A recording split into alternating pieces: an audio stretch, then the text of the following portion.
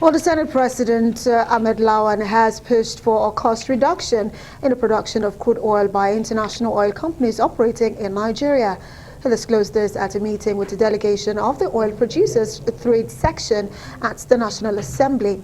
Well, the Senate President says the new Petroleum Industry Bill presently before the National Assembly would accommodate provisions to ensure that same when the bill is eventually considered and passed by the end of the fourth quarter of this year. Well, he says that there are concerns that when Saudi Arabia spends $5, for example, to produce a barrel, Nigeria often spends about $30 to produce a barrel in some cases. Cost of production in Nigeria is a major concern in the oil industry. My colleagues there, the people leading the committees that are oil and gas related, know better. But from the little I understand,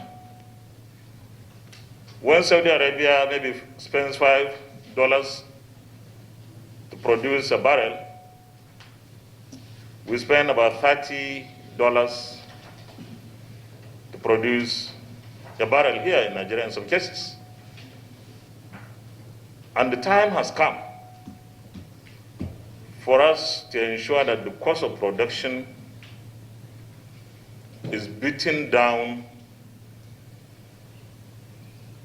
to a more meaningful and profitable production cost. Maybe security or insecurity is built in and so many other things.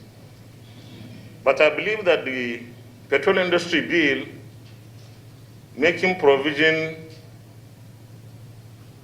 for funds to go into the host community funds,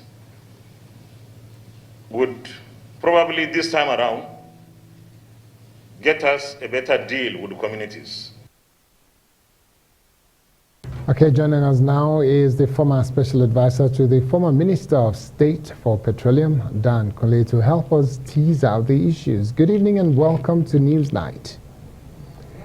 So let's start by saying, what's your thought when you look at what some people have classed as a show of shame? What is your assessment of the fist fight when it came to this host community members having to exchange blows? Thank you very much. You compliment of the season, and you are welcome to 2021. And the National Assembly has just reopened the Petroleum Industry Reform Bill public hearing, and then we saw the melodrama. I know many people were saying they were disappointed. For some of us, we're not disappointed because we know the issue of oil exploration in Nigeria. It has been agitation. And if you look at the historical background to this, you know that it's difficult for us to avoid what's happening in National Assembly. It's very difficult for us to avoid it, because the operators need social license, because the communities they are natives and they have no mining rights to the hydrocarbon resources. So the federal government that gives the mining rights gives it to the companies and the organizations that can afford to mobilize the capital required, financial capital, technology, and to organize the appropriate human capital to do exploration. So the communities have no choice.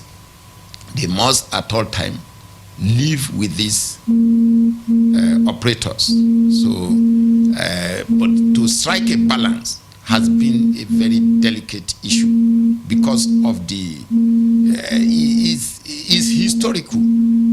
We have allowed the oil operators, the international oil companies, to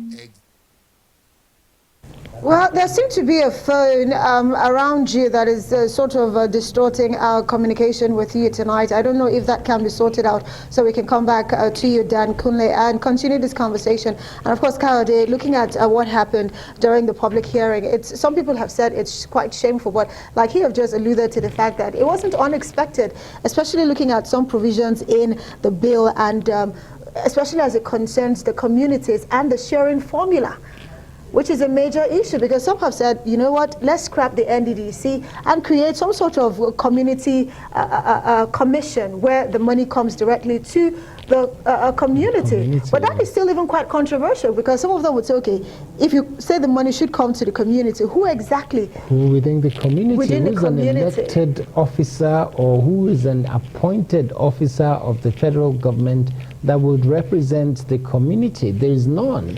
So it's only a parastatal like NDDC, yes. All right. Well, Kayode, you and I are going to talk more, but of course, let's go back to Dan Kunle, who is more of an expert in this field. And of course, we have to talk about, the issues with the fighting and all of that. Dan, if you can hear me now, let's talk about how essential the issue of percentage sharing is, really, especially if we hear that that is probably what even led to the fight at that public hearing a few days ago. Can you please repeat? Well, it seemed like okay. Well, to establish. Have the specific question.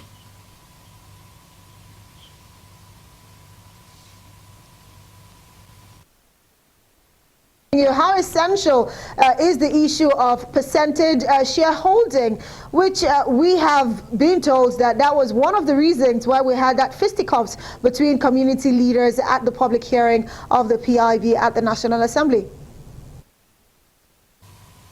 Well, it is. Thank you very much. I wouldn't want us to dwell too much on that fracas you saw, because the problems are very fundamental.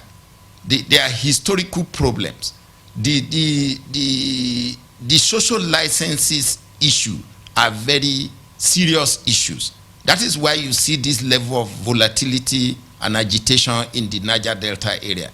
If you go to those communities and you could play the film back to 1957 from Oloibiri site, if you see what it was that time and you see what some of those communities are now, you will see the reason why those communities are getting very agitated. Is because as the oil exploration advances and the environment get more degraded and abused, and the communities get more worried every day. So we needed a comprehensive approach in the last maybe 25 years to have provided some remedies for some of those degradation. So these agitations and this type of fracas you see, it was long expected.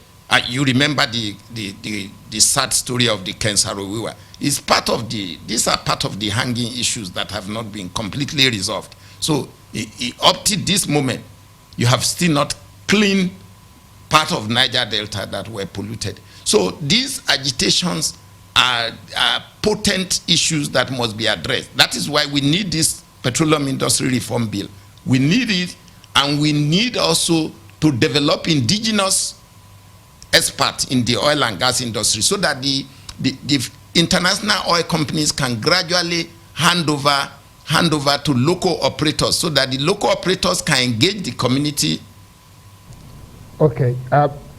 Mr. Dan Kunle, if you don't mind me interjecting, I was just wondering, because of limited time, I was just wondering, with regards to the question that Amaka raised regarding the percentage share, that is one of the things that they're agitating about and they're worried about, that the sharing formula does not seem to be right. What's your thought as somebody who's been on the inside with regards to this bill?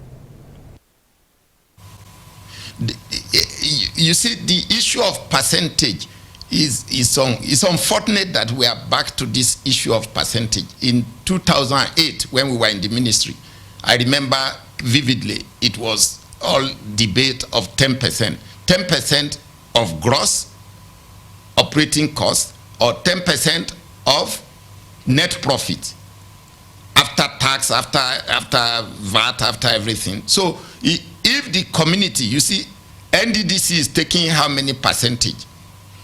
Education tax is taking how many percentage? So when you adjust all these things and you aggregate them together, what is the marginal profit on a barrel of oil? When you produce at a very high cost, $30 per barrel, when Saudi Arabia is doing $10 per barrel, with less community problem in Saudi Arabia, and Saudi Arabia could pump 11 million barrels per day. You are doing below 2 million barrels per day at $30. So by the time you add on all these costs, 2.5%, whether it is 10% or 2.5%, by the time you add it on, what will be left for the federation to even take royalty and petroleum profit tax? Well, Dan Kunle, we're definitely going to have more conversations concerning the PIB as we look forward to the deadline that the National Assembly has actually set for themselves, where they said by April of this year we should see that bill passed, at the National Assembly. And it will help our industry, really, the petroleum industry, be more profitable. So we'll wait for that to happen. But for now, we'd have to say thank you so much to him. Yes, we say thank you.